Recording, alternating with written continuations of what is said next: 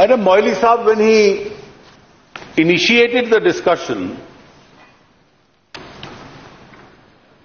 I must say with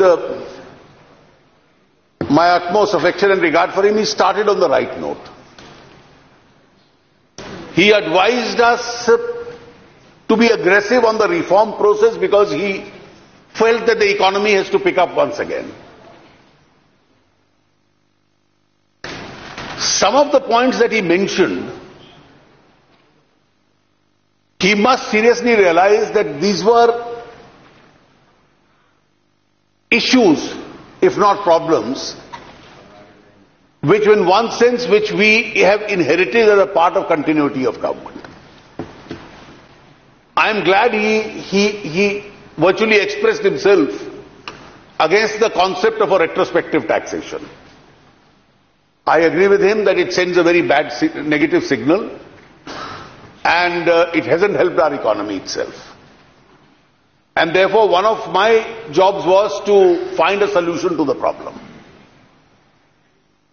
Some members have expressed an apprehension as to why I used a phrase that there is a sovereign right of parliament.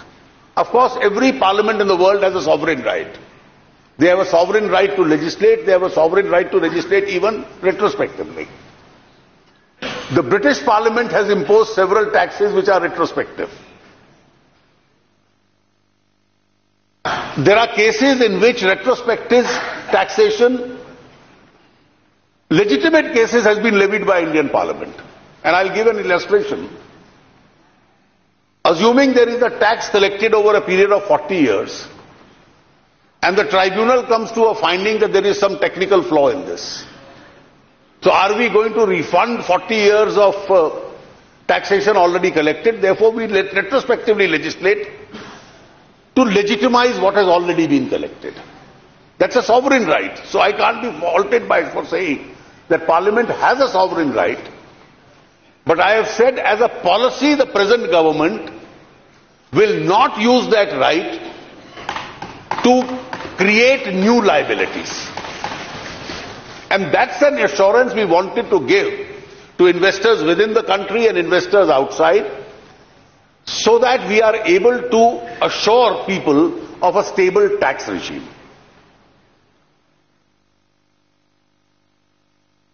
Moily Saab is right when he says extra aggression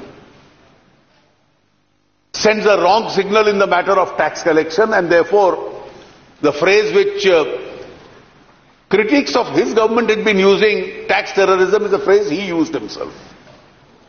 I have taken several steps, I'll just illustrate some of them, in order to put an end to this whole proposal, to this whole environment. I was surprised when I found that Moily Saab himself was a little critical of GAR, because he said it's sending a fright signal amongst taxpayers.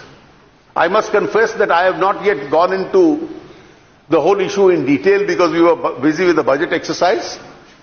But I now intend spending some time, and then the government will take a final view as to what we are to do with the proposal which is already pending.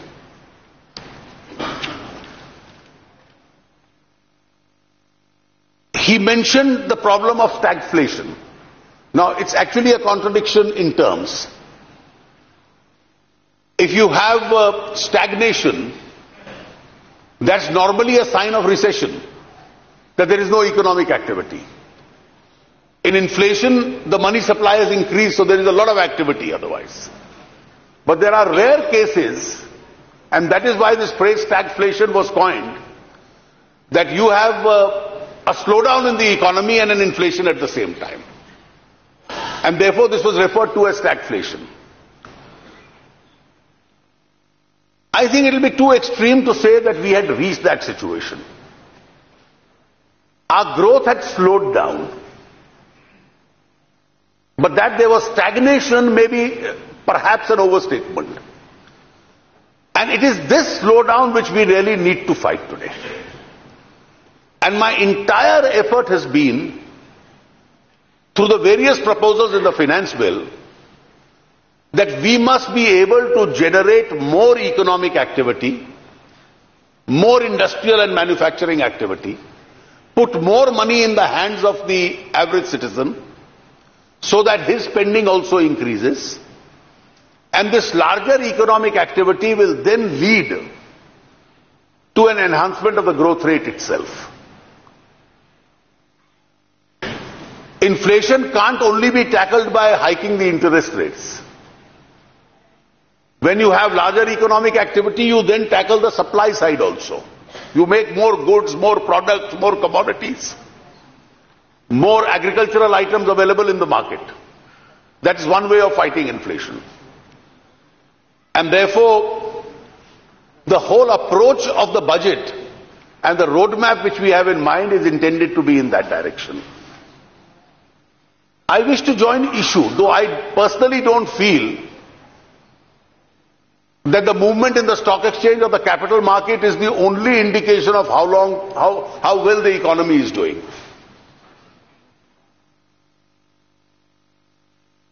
Mallya Sahab felt that the capital markets have received our proposals very badly. Well, if that were so, the capital markets would not have reached the record height in its figures.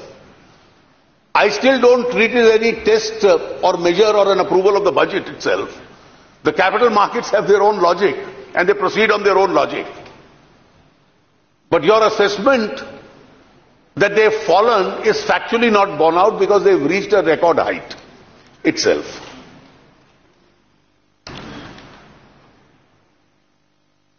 My colleague, हमारे साथी निशिकांत दुबे जी जब बोले तो शायद बहुत खूबसूरत अच्छा बोले, लेकिन बोलते बोलते उन्होंने कह दिया कि मेरे जीवन में तो काला धन इस देश में वापस नहीं आने वाला है।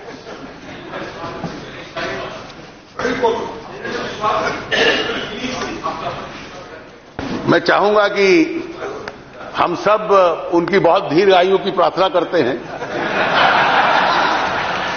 लेकिन उनको बहुत लंबी अवधि तक इसकी प्रतीक्षा नहीं करनी पड़ेगी।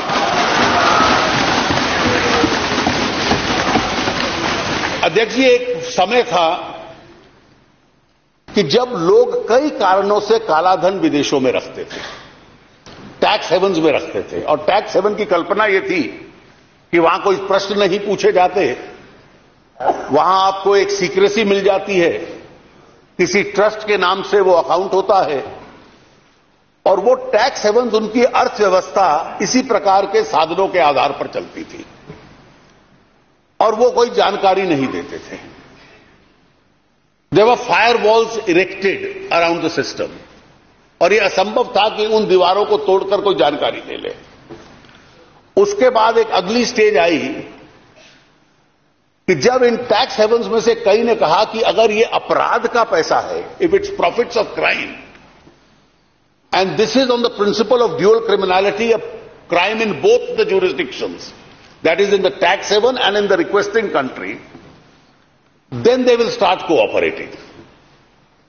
लेकिन केवल टैक्स इवेजन की वजह से आया है या करेंसी वायलेशन की वजह से आया है तो वो सहयोग नहीं करते थे।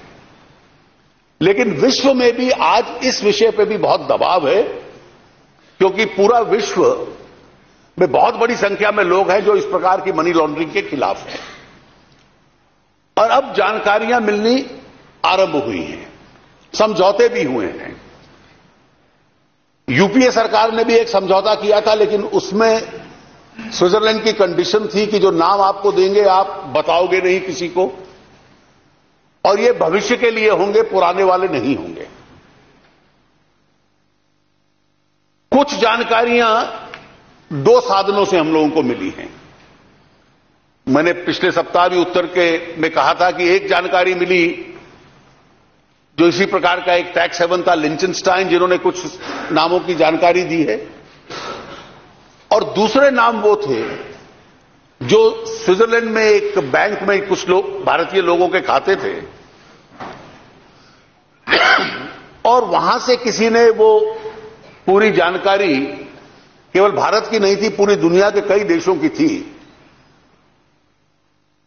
निकालकर फ्रांस को दे दी, और फ्रेंच गवर्नमेंट ने एक समझौते के तहत उसको भारत को दिया है। उसके संबंध में भी हम लोग कार्रवाई कर रहे हैं। जून के माह में 22 तारीख को यह खबर छपी थी कि एक भारतीयों की सूची स्विट्जरलैंड देने को तैयार है, तो हमने 23 तारीख को ही उनको पत्र लिखा कि हम लोग चाहेंगे कि अन्य जानकारी आप हमें दीजिए। बाद में उनका जवाब आया कि वो जो खबर छपी थी पीटीआई के हवाले थे, उनके जवाब से लगा कि वो शायद सही नहीं थी, और उन्होंने कहा भारतीयों की कोई अलग सूची हमारे पास नहीं है। लेकिन हमारे पास जितनी भी जानकारी मिल रही है, पहला कदम हमारी सरकार ने उठाया था कि एसआईटी का गठन कर दिया था, जो 3 साल पहले सुप्रीम कोर्ट ने आदेश दिया था। यूपीए सरकार का यह मत था और यह दरखास्त भी उन्होंने सुप्रीम कोर्ट को दी थी कि यह कोर्ट के अधिकार क्षेत्र में नहीं आता, यह सरकार करेगी। हमारी सरकार ने इस विषय पर सबसे पहले चर्चा की और हमें लगा कि काला धन बाहर पड़ा है देश से, किनका है और कितना है, यह विवाद का विषय हो सकता है या जानकारी का विषय हो सकता है। इसमें यह अधिकार सुप्रीम कोर्ट का है कि हमारा है, इस ज्यूरिसडिक्शनल बैटल में पड़ने की आवश्यकता नहीं है। और अगर कोर्ट भी इसमें कुछ आदेश देना चाहता है और उनकी एसआईटी कदम उठाना चाहती है, तो सरकार उससे पूरा सहयोग करेगी। और जितनी जानकारी हमारे पास आ रही है, हम सुप्रीम कोर्ट को भी उसकी जानकारी दे रहे हैं। जीएसटी के संबंध में कहा गया कि इसको लाना चाहिए, अधिकतर सदस्य उसके पक्ष में थे। कुछ राज्यों की अपेक्षा और सभी राज्यों की अपेक्षा है कि जो सीएसटी कॉम्पनसेशन का वायदा किया गया था वो दिया जाए। मैं उसके लिए कहां से साधनों की व्यवस्था होगी इसका प्रयास कर रहा हूं, और 2 बैठकें मेरी राज्यों के साथ हो चुकी हैं, और हम लोग प्रयास करेंगे कि शीघ्र से शीघ्र इस वर्ष के अंदर ही कम से कम कानून जो बनना है उसके संबंध में हम लोग इस देश के अंदर बना दें। और जिन सदस्यों ने ये कहा, और मौली साहब ने बड़ी स्पष्टता से कहा और मैं उनके साथ पूरा सहमत हूं, कि जीएसटी आने से इस देश की जीडीपी के ऊपर अच्छा असर पड़ेगा, वो बढ़ेगी और पूरे देश को लाभ होगा, राज्यों को भी होगा, केंद्र को भी होगा। Madam, a question is repeatedly raised, particularly by some of my friends in the left parties. And this question used to be raised against the UPA government also. Along with the budget documents, there is a booklet which says taxes foregone.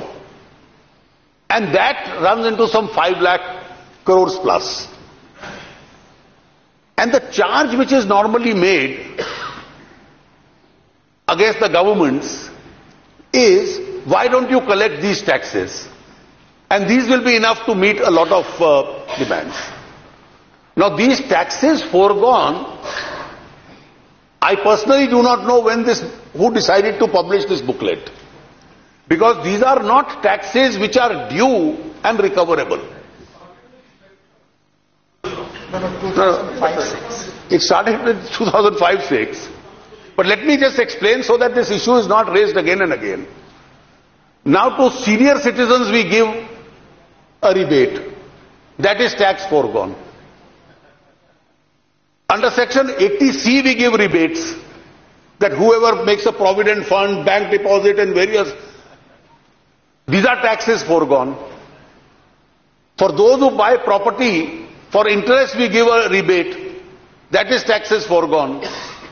In several products, you have exemption notifications because we want to bring the rates down in order to encourage the economy. And therefore, this practice from 2005 was to add to transparency. But this should not be confused as taxes due and not charged. These are taxes which are actually not due in order to either give relief to a set of assessees or to industry. You are not levying high taxes.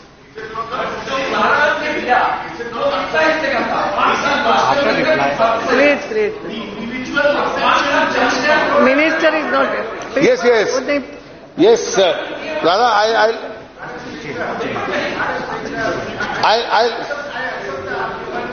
so first of all, let's be very clear what is taxes foregone, and let us not mislead each other as to what is taxes foregone. Now your charge is that corporates get a relief. The law permits it.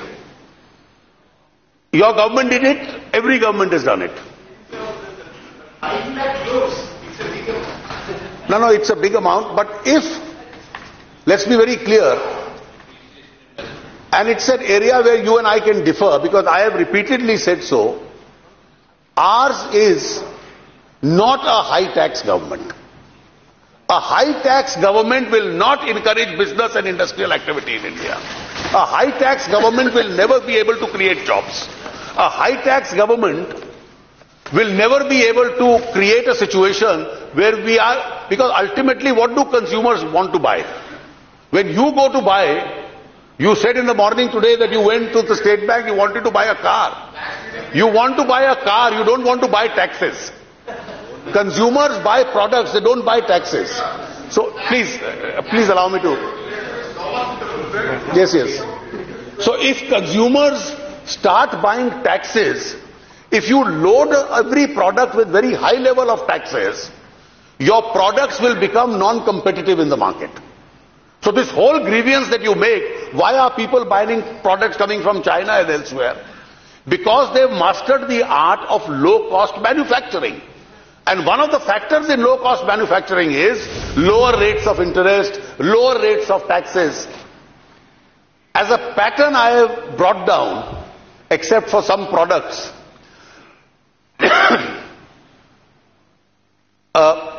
like cigarettes or pan masala or soft drinks, as a pattern I have brought down the custom and excise duties in most products which are being manufactured. It's a misnomer, let me repeat, that this is a rebate to the corporates.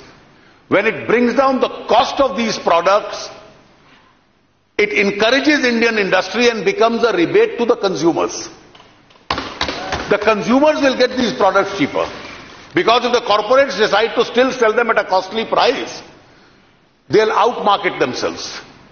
Somebody else will factor in the rebate and the consumers will get the rebate. To portfolio investments, there were some rebates which were available. Our tax structure was not suitable, so a large number of our managers used to locate themselves in Singapore. So I have brought those rebates so that that entire investment can come back to India.